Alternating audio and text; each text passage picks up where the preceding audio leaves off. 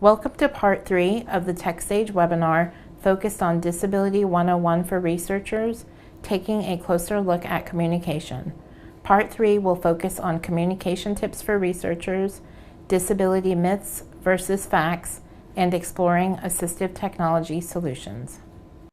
Attitudes really can be contagious. We see that all the time, and we obviously want people to catch good attitudes and good values. That's what this whole talk is about. Giving you the skills and the tools and the information. So thinking about inclusion and really helping solve some of those, those problems that are out there. Don't be afraid to make a mistake. It's okay. I've had people say, gosh, is it okay if I say this? Yeah, talk to us about it. It's okay. Respect. That's what we want to talk about. Not making assumptions, just like we said. There are folks that make big assumptions about individuals' abilities or disabilities, and so ask. There are times that I may have listened to something before or I'm familiar with something, so rather than just reading it to me, you might want to ask, do you need me to read this to you or do you need help filling it out? I think you feel the same way, Liz. Oh, yeah, absolutely. Yeah. Also, if somebody is with another person, let's say, and I do this all the time with my daughter, if we're out and she uses a speech device and she has issues with speech, she always has issues with speech, not just when we're out, but if we're out and we're at a restaurant, people often will look at me and they'll say, what does she want to eat? And then I always direct the person right back to Mira, and I'll say, Mira, what do you want to eat? Because I don't know what Mira wants to eat necessarily. I mean, I know this little one very well, but it's more that it's her life, it's her tummy, and let her decide. It's not up to me necessarily. Now, if she picks a bunch of sugar, then I do decide that. We don't do dessert first. Treat adults as adults and really expect diversity of preferences and opinions and all of that. And it goes back to that assumptions thing.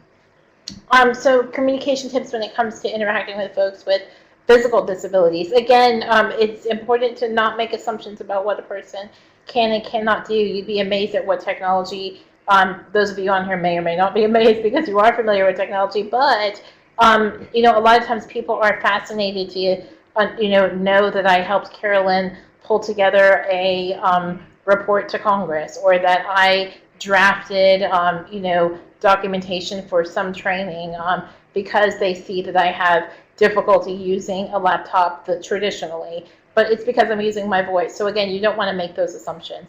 Respect the individual's personal space. So keep in mind that someone's mobility aid, wheelchair, crutches, what have you, is not open game for anyone else or for you. So a great example of this is we were out doing some work when we were organizing a conference, and one of the conference planners, this was years ago, I remember we were saying goodbye and having I'm going to try not to start cracking up on this one, having a casual conversation, and all of a sudden I felt this weight on the back of my chair, and Carolyn just started kind of looking at me and smiling, and I turned back as much as I possibly could, and I realized she had rested her purse and the upper half of her body, because she had a really tiring day, walking around with us all day, on the back of my chair.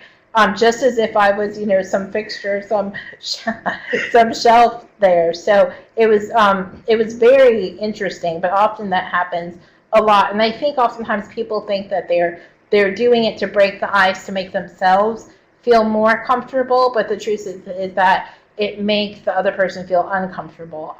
Other than like my husband and some really close friends, I don't allow many people to kind of lean on my chair. The other thing too is that it could be very dangerous. If somebody is using a cane or a crutch or even their power wheelchair, if you hit my joystick, that could be very dangerous for both of us. If somebody is leaning on their mobility aid, that could be very dangerous if you're trying to touch it or move it for them. So you don't want to do anything like that without asking permission.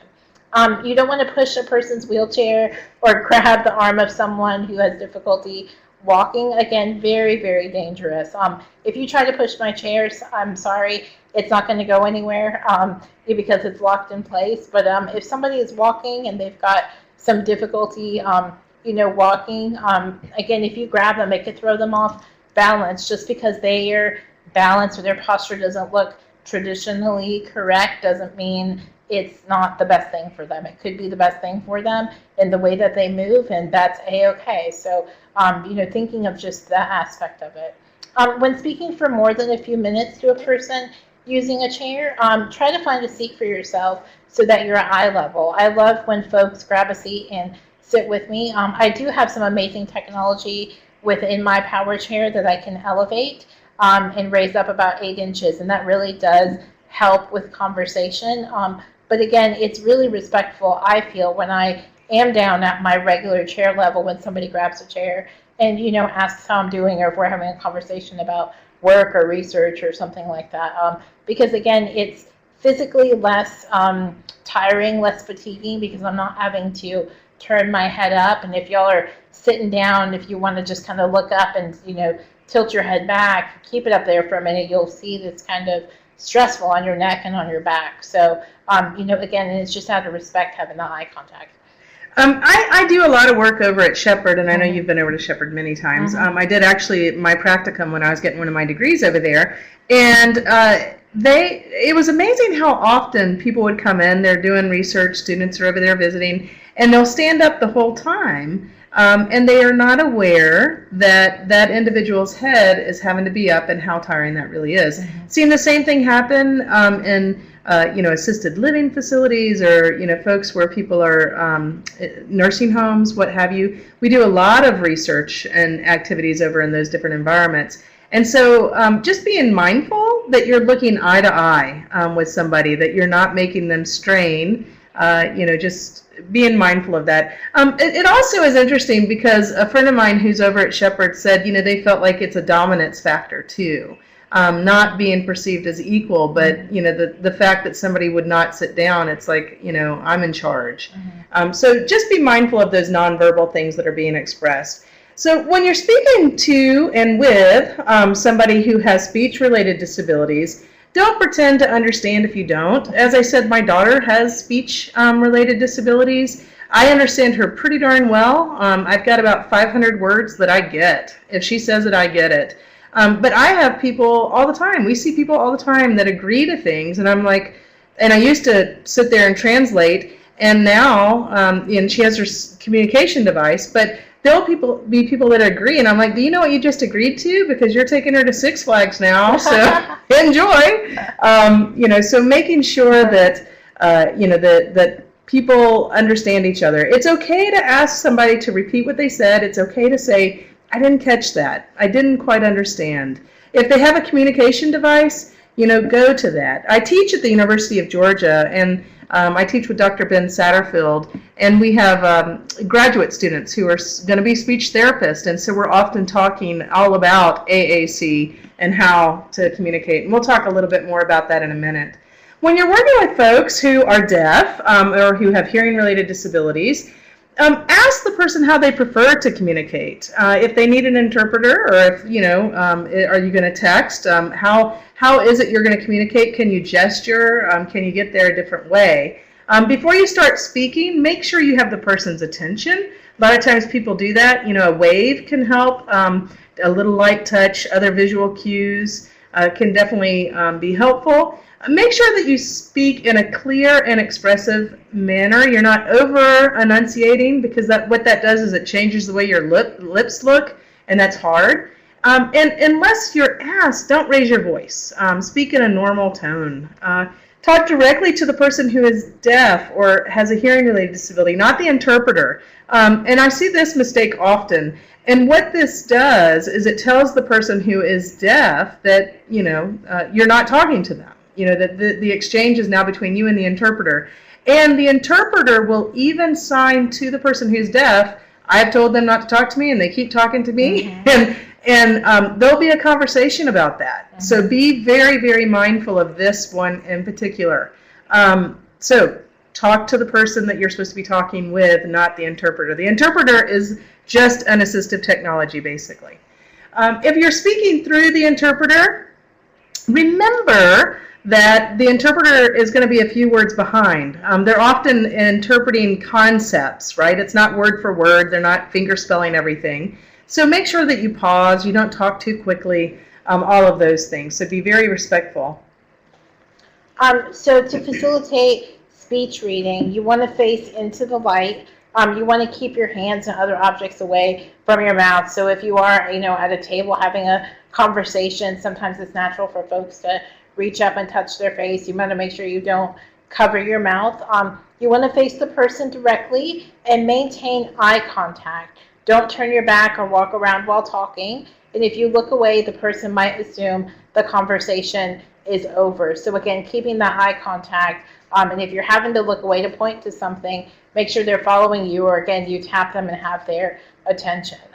When you're writing a message for someone who's deaf or has hearing-related issues, don't talk since the person can't read your no and your lips at the same time. So be mindful of that aspect of it. And if you don't understand, again, as we mentioned, we can't stress this enough, it's okay to ask the person to repeat or write it down. Again, that's going to convey more respect than anything, as opposed to just pretending you understood something, and that can have such a negative domino effect. And by the way, getting to statistics and kind of what does the disability community look like? The deaf community, the hearing-related disability community, has actually one of the largest numbers of folks in it. It's upwards of 28 million folks. So be mindful of that. That once again, a lot of folks we're talking about. With folks with cognitive disabilities, once again, treat everybody as they are, as adults if they're an adult, as a child if they're a child. When speaking to somebody who has a cognitive disability, try to be alert to what their responses are so that you can adjust your communication method if necessary. So for example, if you need to give simple, direct sentences, not jump from topic to topic, not give 15 things in one sentence. If you're working, and you've got them as a participant in your research study, don't give a bunch of, directions at the same time. Go step by step, perhaps, and just get a feel. Use concrete language rather than abstract language. That's very, very important. And you want to think about that also as you're giving instructions. And then you want to, again, just be more concrete. Steps are very important to keep somebody on task. So again, just being very clear of what comes first, what comes second, what comes third, just following that order. And then there are a lot of folks out there that we work with who have acquired brain injuries, traumatic brain injuries, where memory is affected. And so make sure that you're aware of that and you have supports that can help an individual in that way. If you're doing some project with them, what have you. You may have to hear them repeat themselves, or they may require that you repeat the information. There was somebody that I was working with just the other day that every time I spoke, they actually said exactly what I was saying right back to me, and they weren't really aware of it. It was a person with traumatic brain injuries, but they still couldn't remember quite what I was saying. So the good thing is I had documents that actually supported in very simple language what I was trying to express. People with auditory perceptual problems may need to have those directions repeated, and that's good. And they may need to take notes to help remember the sequence of tasks. So if you have a research project and there's a sequence involved, pay attention to that if you've got folks with disabilities in your studies, which I hope you do, because it's important that we're mindful of the diversity of human abilities and the range here. So want to make sure, remember, largest minority. Also make sure that that you're thinking about how is it they'll benefit to remember this sequence, as long as it doesn't affect the project or your research that you're doing. They may benefit from that bimodal way of learning, seeing it and hearing it, or a trimodal way of learning it, actually doing the task or demonstrating it. People with perceptual or sensory overload problems, and once again, we find some folks that are on the autism spectrum that have this, may become, confused. It's too much at one time. So you want to provide gradual, clear information. You want to have quiet environments, reduce that background noise if possible. Don't pretend to understand, just like we said. We want to make sure you're aware of that one, and just be mindful of how you respond. So here's another myth that we wanted to throw out there, and Let us know if you think it's true or false. So it's inappropriate to touch a person's arm lightly to let them know that you're speaking to them or to get their attention. So the truth is, and we're going to move on to communicating with folks with vision difficulty, it's definitely okay. It is appropriate to touch a person's arm lightly to let them know that you are speaking to him or her, especially someone who can't see you. So again, you want to speak to the person who is blind or has low vision, not through their companion or the third party person that's there. Again, those individuals can hear and respond for themselves. You want to identify yourself when you are approaching somebody who is blind, and also introduce yourself. Not everyone recognizes voices or even remembers them. That's a lot to remember. So again, just introduce yourself, identify yourself. Don't shout. Most blind people have normal hearing. Again, speak clearly and strongly, especially if you know that the older individual that you're working with who is blind or has some vision difficulty may also have a hearing problem. So just keep that in mind. And then you want to identify yourself when you're entering a room, and then also when you're leaving the room. I have actually been in a room with somebody who is blind, talking to them. Somebody comes in, has a conversation with both of us, and then that person just leaves, and the person who is blind is still talking to them. So just make sure you give those verbal cues, if you will. So you want to face the person and speak directly to him or her. Use that normal tone, that typical tone, whatever you would do. Don't assume, just like we said, always ask before providing assistance. I see this all the time where people are not quite sure how to guide somebody to a table. Let's say that you've got them, you're going to do a research project and you've got them sitting at a table. And so what they do, instead of saying, okay, grab my arm and I'll guide you to the table, they're like push, push, push, or pull, pull, pull, or lifting their hands up. And that can be very awkward. So you don't want to do that. You want to talk a lot, and you even ask, what's the best way to get you to this table? Just be blunt about that. Tell me how to help you. If you're offering directions, be very specific. A lot of times people will, even if you know how to tell somebody how to get to the restroom in your building, that with vision, know how to tell them how to get to the restroom if they don't have vision, and use turn to the right at this door, turn to the left at that door, not turn to the right at the copy machine. Okay, where is the copy machine? Never, ever, ever pet a service animal. Don't look at the service animal and make friends with the service animal. I see this happen all the time. I saw this actually on our campus, and I actually went up to the person. I said, don't do that. Do not do that. Because that service animal, especially if they're doing a guide dog, it is a safety issue. You don't want to bond with that animal, because if that animal sees you, that dog sees you across campus, and they start to run towards you because now you've bonded with them, that can be incredibly dangerous for that person who this dog should be working for. So be very, very, very mindful of that. I have seen people even, sneak pets, where they're sneaking in and petting the dog or giving the dog a treat. You do not want to do that ever. That's a big no-no in our community, so do not do that. It's a safety issue. It's an obedience issue. There's a lot, upwards of $60,000 that goes into the training for these dogs, and that can be undone by just one or two people being inappropriate with the dog and developing that relationship. Don't hesitate to use words like see or look, and don't use hand signals or gestures to convey information. When you're working with somebody with communication disabilities, as we said, ask the person to repeat. Make sure that you understand how they communicate, and don't try to finish or guess what the person's saying. I see this all the time, especially if somebody's using a communication device. They'll start finishing the sentence, and I'm like, nope, just sit there and be patient and make that happen. Know that the conversation is going to be about 10% of the speed of what it would be if you were talking face-to-face, So just be mindful of that. That also doesn't mean don't include people in studies that have communication disabilities. Do that. Include people. So another myth. It's best not to shake or grasp someone's hand. And the truth is that is definitely a myth. We encourage shaking hands, especially in a business aspect. If you're conducting research, if you're giving your contact information, hand over your business card. If the person can't shake your hand or grasp your card, they'll tell you. And don't be ashamed of your attempt. It's definitely okay to feel nervous or uncomfortable, and it's definitely okay to admit it. You, again, just want to keep going back to thinking of that person first aspect.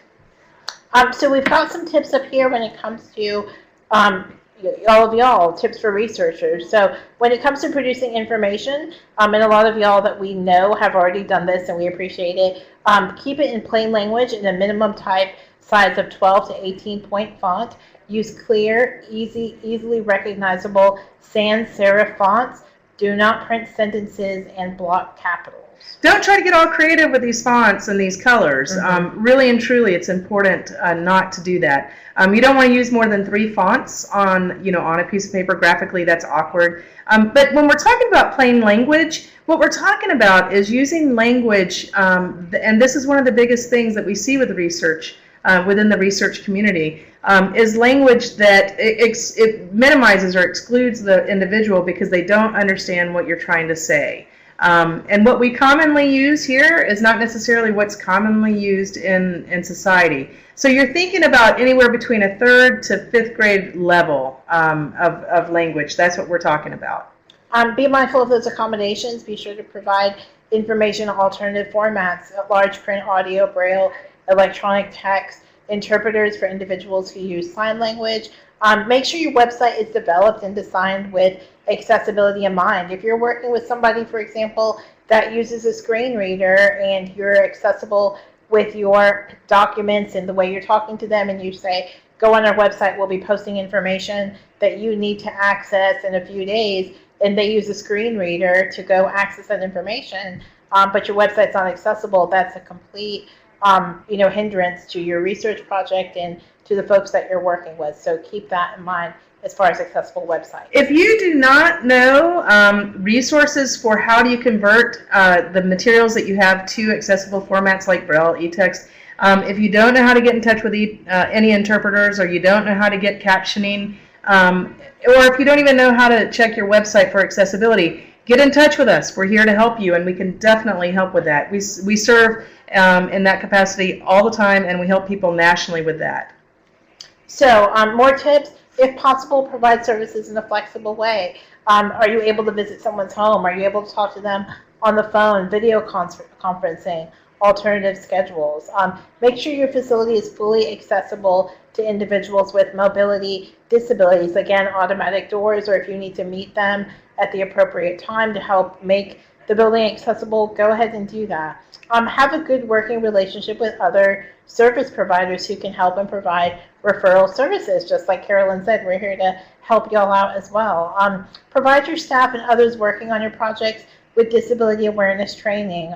Feel free, to ask us for assistance, but that's what this webinar is for, and we're recording it, so we'll be sharing that information so you can use this as a tool to help educate your staff and the folks working on your projects. And this is important. We mentioned this earlier, but we really can't stress this enough. Involving people with disabilities and service planning and training delivery.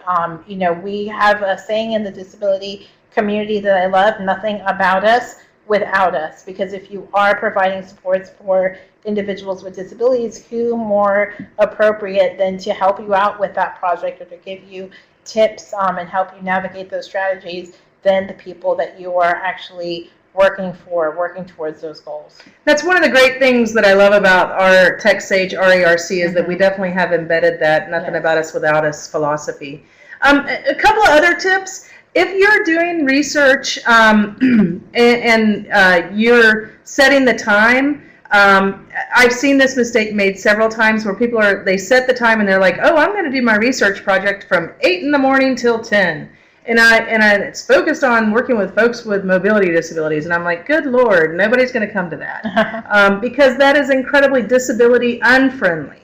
And you want to be very respectful of times, of schedules, transportation issues, just like Liz was saying. The other thing is, and this I had this happen not long ago. There was somebody here that was doing a forum, and it was all about transportation and access and all of that. They did it on campus, and 6 people showed up from the community, and I was like, it's because we didn't, plan ahead, and you didn't do it in the community. Go out into the community. That's where you need to go to get that data and get that research and really make the difference. So another myth, as we're kind of moving towards the end and wrapping up, people with disabilities always need help taking time to assist them and getting acclimated in various environments. That does take time, your valuable time to assist them and all of that. So definitely a myth.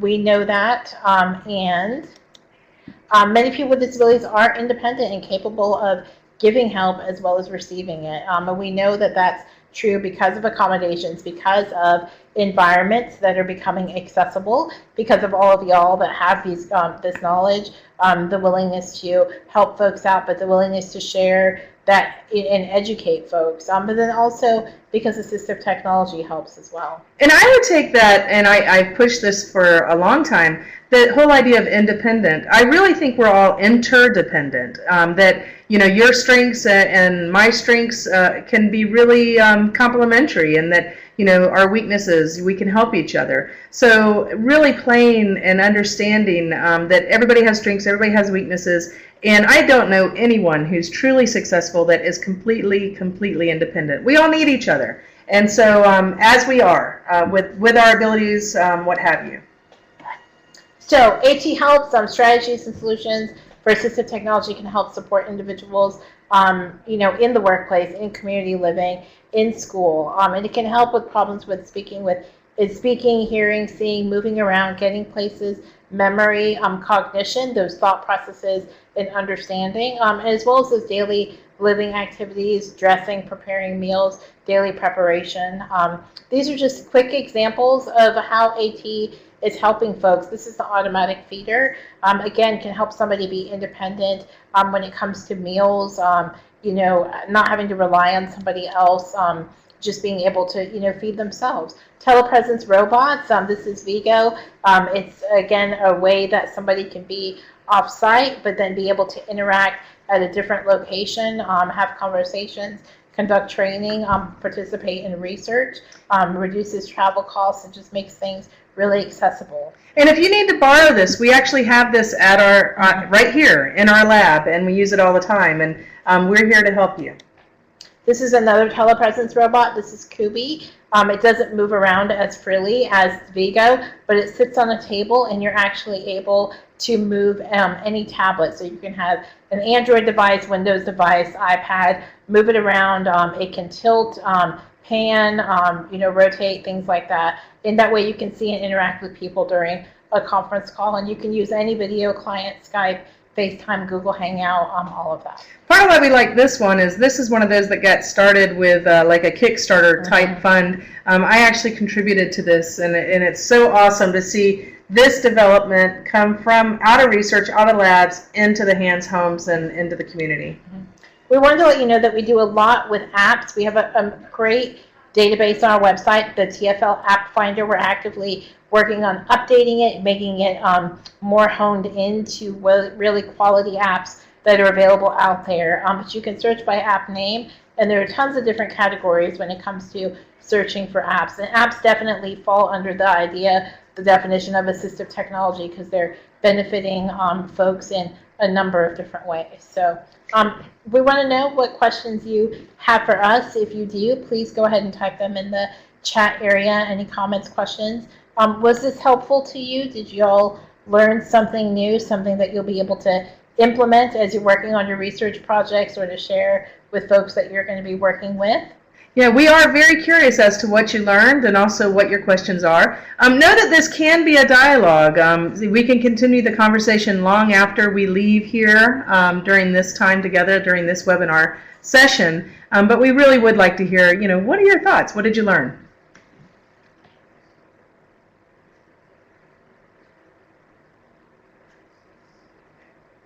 And as you're typing in, I see some people are typing. We'll go ahead and... So this is a great quote that Carolyn and I found years ago, and we just love to share it. It's from Anne Lamott, and it says, "Hope begins in the dark, the stubborn hope that if you just show up and try to do the right thing, the dawn will come."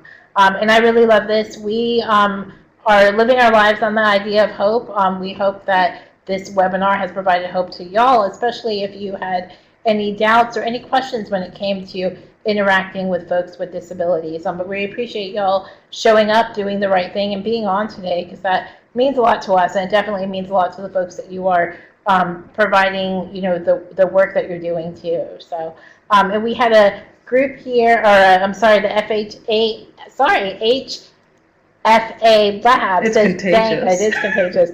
Thanks, Carol and Liz. A large group of us learned here in the HFA lab. So thank y'all, and thanks for being on today. We really appreciate it. So glad. Yes, glad.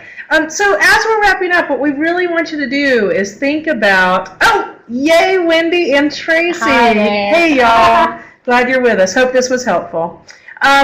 So as we're wrapping up, we really want you to think about inclusion, think about making sure that you have representation within you know, your work that you're doing. Think about that language. If you want to run something by us, we are more than happy to help. We're a team here, and team with you.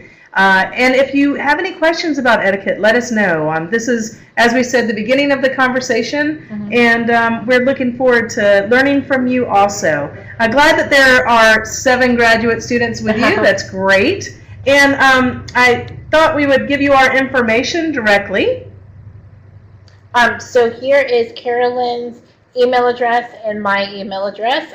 Very simple. It's carolyn.phillips@GATFL, which is Georgia Tools for Life at gatech.edu, and then mine is liz.persad@gatfl.gatech.edu. So as Carolyn said, please do get in touch with us if you want more information. If you have any questions, we'll be posting the recording of this webinar as well as this PowerPoint up on the Tools for Life webinar archive page under a TechSAge wiki page. So please be on the lookout for that, and we'll get all that up there.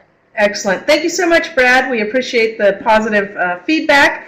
And let us know, as we said, if you have any other questions, and also what webinars you might be interested in. We would love to get more information from you as to what directions and how we can be more helpful, even more helpful. So y'all take care, and thank you. Thank you.